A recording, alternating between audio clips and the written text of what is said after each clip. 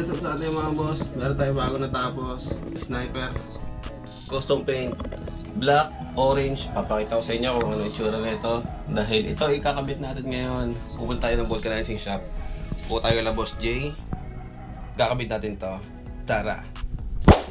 Iyan o. Oha. Black, orange ang kulay. Sniper. King of Street. Nilagay natin. Yun o. Baka sniper yan. Tapos may bullet pa siya dyan o. Limited edition nilagay natin. Pinalagay ni Bossing. Pangalan ni Mrs. niya siguro to. Yan. Ito yung harap. Ito yung likod o. Napakaangas. Si Bossing papunta na dito. Kaya ipe-prepare natin to. Wala kasing box to eh. Hahawakan ko lang to. Sasama ko sa kanya. Ayan. Meron pa tayong ginagawa. Ito. PCX naman yan. Gagawin din natin. So, for today's video, pupunta tayo kay Boss J. Pa-usap natin yung mugs. Ikakabit natin. Tara. Andiyan na si Bossing. Nabutan na kami ng ulan. Ayan, diyan kami kay Boss J. Ito yung mugs. Ayan na. Kakabit na agad natin. Ayan na.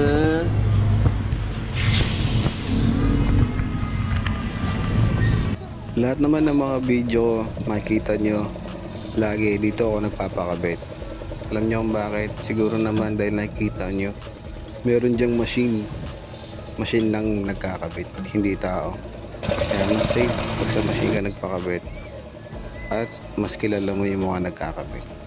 So ako, suki na ako dito, kaya kilala ko na sila at alam na nila yung mga ginagawa nila. So ayan, ganun lang.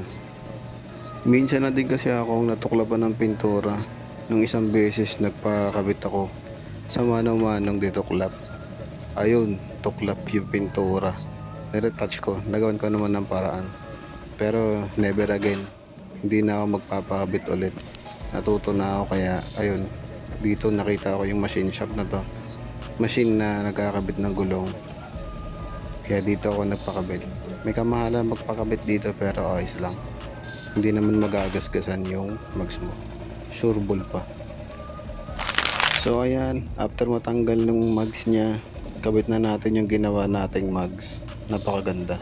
Napakakintab din pati. Tsaka sa nakikita nyo dito sa machine, ang bilis lang niya ikabit kaysa sa mano-mano. Ang tagal, oras din yung ginugugol. Pero dito sa machine, saglit lang. Hindi pa magagasgas. Diba? Malaking tulong din naman to para sa akin dahil dito ako lagi nagpapakabit. At sureball na akong hindi magagasgasan. Dahil may ingat naman sila dito. Magbaklas kabit ng mugs. Tsaka itong vulcanizing shop na nandito, meron silang mga tindang mga gulong rin. Hindi lang sila nag-vulcanize. May mga gulong din silang tinda, second hand, meron din sila.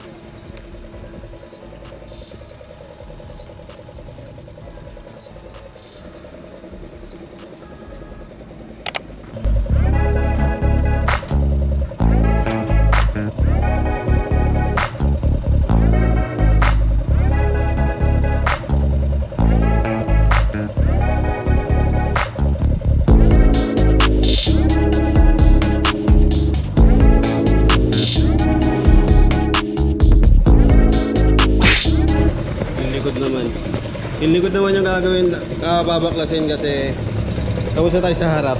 Ito. Yan. Dito tayo lagi nagpapakabit kasi meron silang machine dito. Ito, may machine sila dito kaya dito tayo nagpapakabit. Safe. Kaysa sungkitin.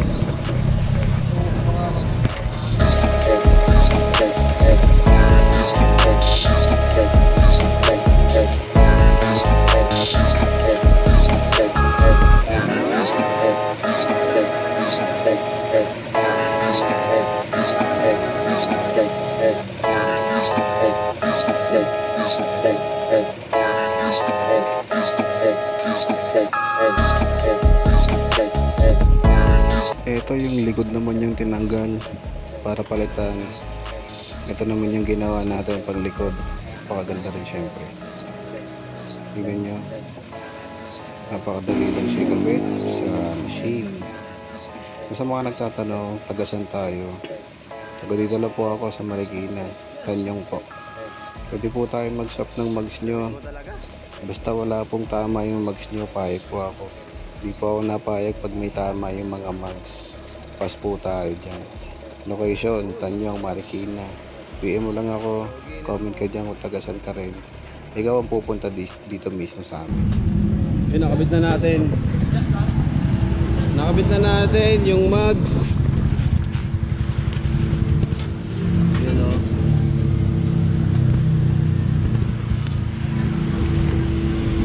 Orange black. Dapat ang kulay nito red black. Eh napagkasundahan namin ni bossing na orange black na lang. Kasi mukhang bagay naman. Kinalabasan bagay nga. Ayan. Kasi bossing, galing pa Hinulugan Dakdak.